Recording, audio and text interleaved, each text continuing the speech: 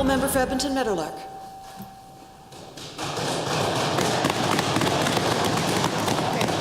Well, thank you, Madam Speaker, and it is an honor to rise today to respond to the speech from the throne.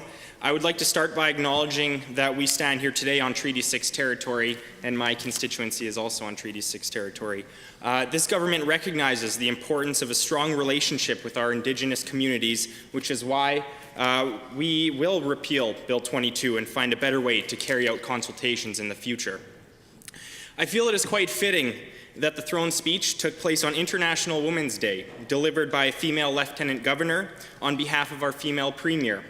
Look to our caucus and you see near gender parity. Look further to our ministerial bench, including the newly created Ministry for the Status of Women, and you will see the importance that we place in balanced representation. It is something this province can take great pride in. The diversity that Albertans see in the legislature is a reflection of the diversity that makes up Alberta. There are more young MLAs than ever before in our province. This is something that I am reminded of daily as I spend time in my constituency visiting with residents. I don't think I've ever visited a constituent who wasn't curious about my age. What is interesting, though, is that when I reveal that I am only 24 and that there are actually MLAs younger than myself still, I am met with excitement. People are happy to see such diversity with new energy and new ideas in the legislature.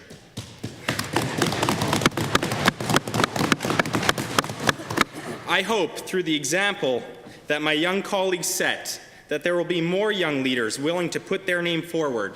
That is, in fact, one of the main reasons I got involved with politics from a young age. I realized that the youth voice was not at the table. Thankfully, we have seen the landscape changing at all levels of government.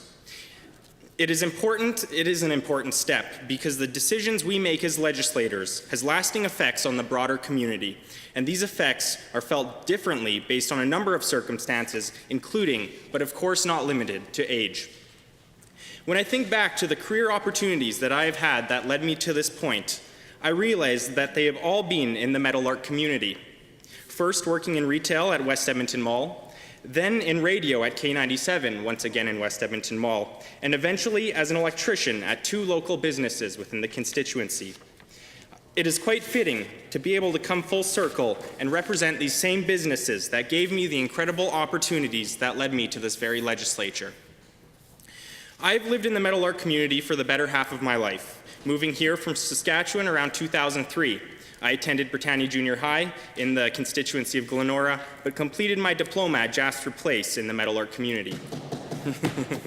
I have built lasting relationships, both with the teachers and students that accompanied me on my journey through the public school system, and I think about how our legislation will affect them anytime we make decisions in this chamber.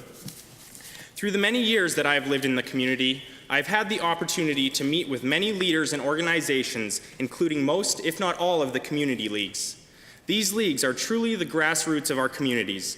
The volunteers spend countless hours organizing sports leagues and fundraisers to create the sense of community which we all cherish. It is an incredibly selfless and sometimes thankless job, but I know the community as a whole appreciates the work that these volunteers put into our neighborhoods. Meadowlark is an incredibly diverse community. There are families who have called the area their home long before West Edmonton Mall was a destination, and also new Canadians, including newly arrived Syrian refugees, who have come to this great province after years of struggle. Our job as representatives of our community is to ensure we are doing what we can to help these families, regardless of socioeconomic circumstances, to realize their potential as members of our community. It is our duty to ensure the public services of which we are so proud of in this province are efficient and accessible to those who need them most. It is also imperative that we create an economic environment that encourages growth and creates opportunity for every citizen in this province. Some of the most rewarding opportunities we get as elected officials is to visit with the remarkable people who make up our communities. Since my election to this assembly, I've had the chance to visit with many seniors in my community. They're often politically and socially active, and the residents have some of the most insightful questions, ranging from fracking to the Heritage Trust Fund and everything in between. The wealth of knowledge our seniors hold is invaluable, and the contributions they have made to our province are enormous. There are a lot of lessons in history that can so easily be lost if we don't learn from them. This has become clear to me when I've talked with the people in my community who have been through economic downturns before, who have seen what can happen when we don't diversify our economy. Madam Speaker, the throne speech outlines many of the key challenges and opportunities our province will have moving forward.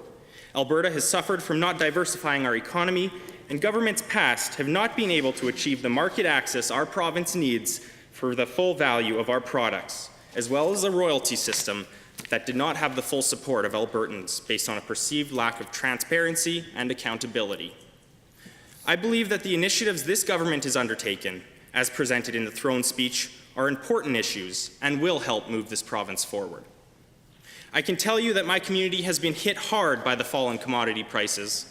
The industrial park in the Meadowlark community is one of the largest service providers to the oil and gas industry, and when this industry struggles, so do the many businesses and families in my community.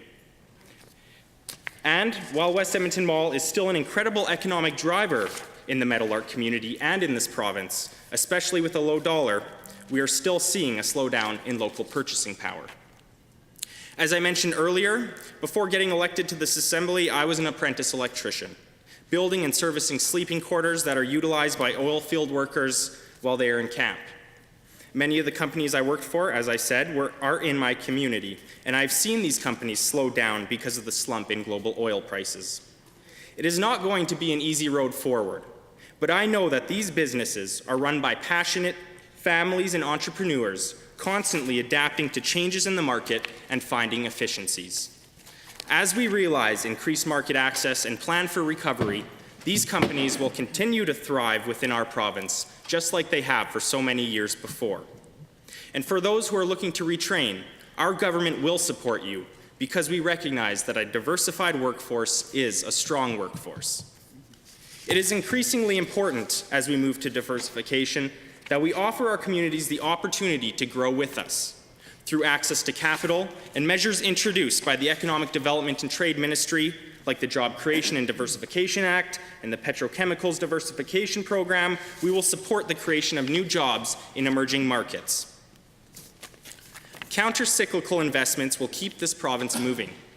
While we can't control the price of oil, we can put people back to work, and we will, by investing $34 billion in capital projects. We have seen the devastating effects of deferred maintenance in the past, and investing the money now means we can keep people working while reducing the laundry list of maintenance and construction costs that need to happen throughout this province.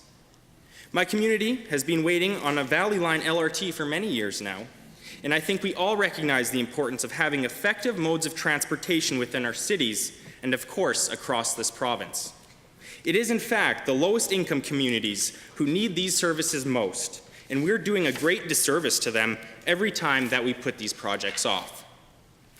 This is a difficult time, like I have said, for Alberta, brought on by circumstances that we cannot change, but it is also a great opportunity. We are a province of ambitious, determined, hardworking people who will forge ahead, even if it means treading new ground.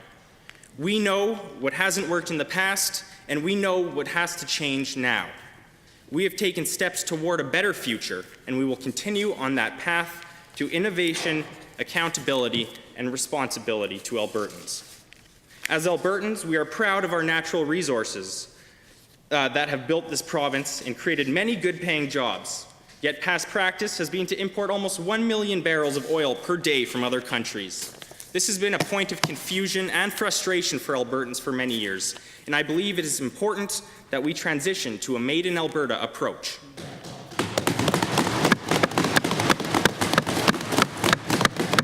This will not only benefit our economy, but we as Albertans also recognize that our product is produced in one of the most environmentally sound jurisdictions around the world, and it is something that we can all be very proud of. I'm gonna run out of time if you need.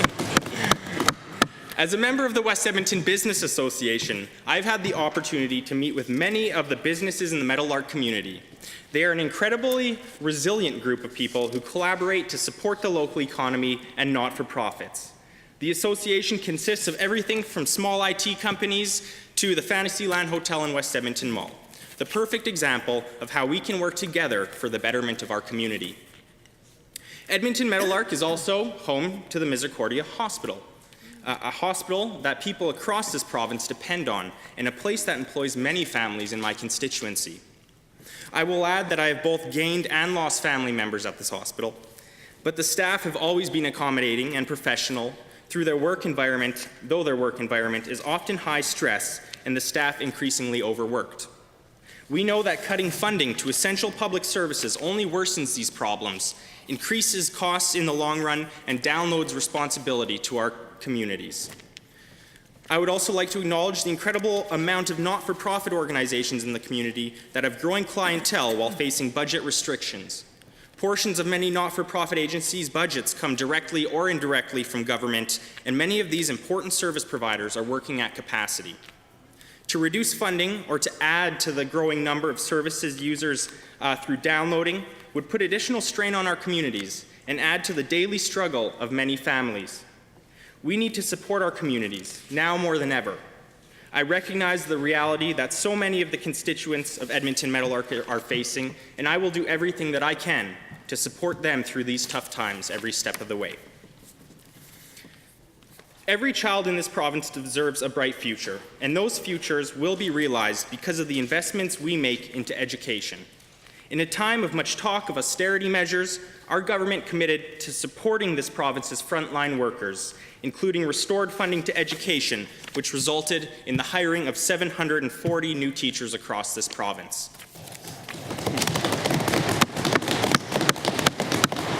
That means we're able to offer more programs to the families and students, as well as hopefully reducing class sizes, which is so important. Though there are many initiatives within the throne speech that I am proud to support, among the most important to my community is our government's move to protect Albertans from high-interest loans. There are many lenders within the Meadowlark area, something the local associations have been trying to deal with for several years.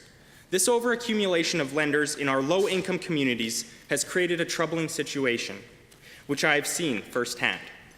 This commitment to protect Alberta families is especially important now, as many families are juggling their daily expenses and often consider these high-interest loans that can put them in unfavorable situations.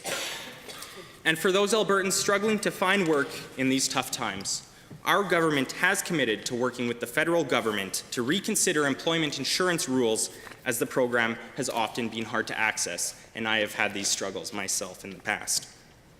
This throne speech, I believe, reflects the needs and expectations of my community. The fall in commodity prices has affected my community, my friends, my family, but we must work together to create new streams of revenue while finding efficiencies within our government departments. We must not, however, make broad cuts or expect our already stretched public services to somehow make do with less. I am proud to stand here today with an alternative way forward. And while this year has been tough on our province, I am still proud to stand here as an Albertan. And I know that Alberta is still the best place to invest your money.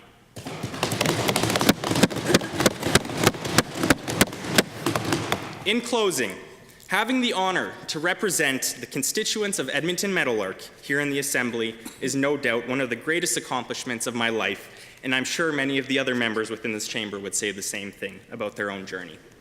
I do not think any of us take this responsibility lightly.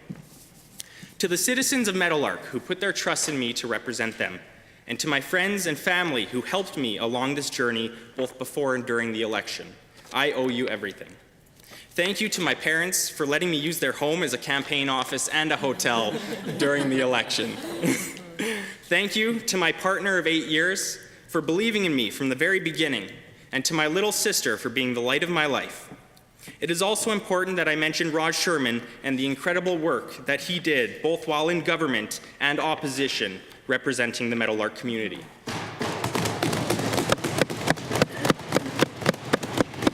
Your ability to advocate on behalf of your constituents is something I hear of often in my community, and it inspires me to be a better representative every day. Thank you.